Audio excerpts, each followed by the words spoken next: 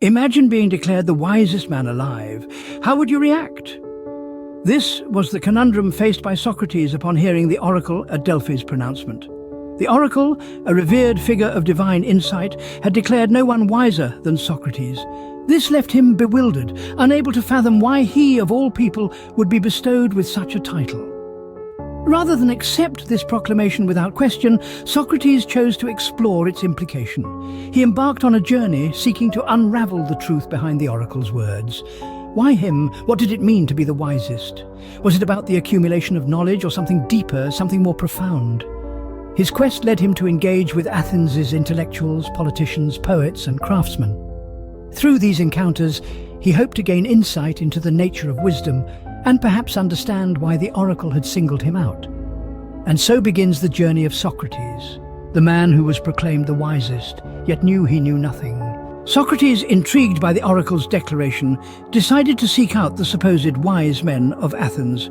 His journey led him first to the politicians, the decision-makers of the city. As he engaged them in conversation, Socrates realized that their proclaimed wisdom was often unsupported by rational explanations. They spoke with authority on topics they barely understood, their wisdom more a facade than a reality. Not one to be easily discouraged, Socrates then turned to the poets, the creators of beautiful verses and the dreamers of society. Yet he found a similar pattern here. While the poets could weave words into beautiful tapestries of thought and emotion, they struggled to understand the profound meanings hidden within their own creations. Their wisdom, it seemed, was more instinctual than intellectual. Finally, Socrates approached the craftsmen and artisans, those with practical skills and hands-on expertise.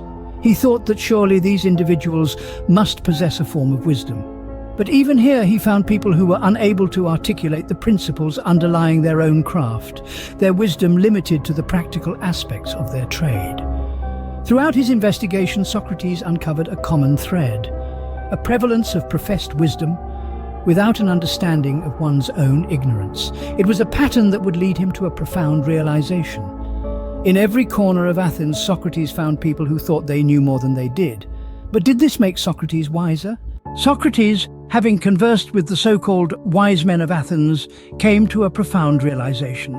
In his quest to understand the oracle's declaration, he discovered a common thread among the supposed wise men. They all professed wisdom, yet were oblivious to their own ignorance. They were, in essence, claiming to know more than they actually did. Socrates, on the other hand, recognized his own ignorance. He accepted the limits of his understanding, acknowledging that he knew very little. This realization, far from discouraging him, became the cornerstone of his wisdom. It was a wisdom born not from knowing everything, but from understanding the vastness of what he didn't know. This was the wisdom the oracle at Delphi had recognized, a wisdom unique to Socrates. The oracle's declaration wasn't a conventional praise of his knowledge. Instead, it was an acknowledgement of Socrates' wisdom in recognizing his own ignorance. Socrates' realization was groundbreaking. The wisdom he possessed was not rooted in extensive knowledge, but in self-awareness and humility.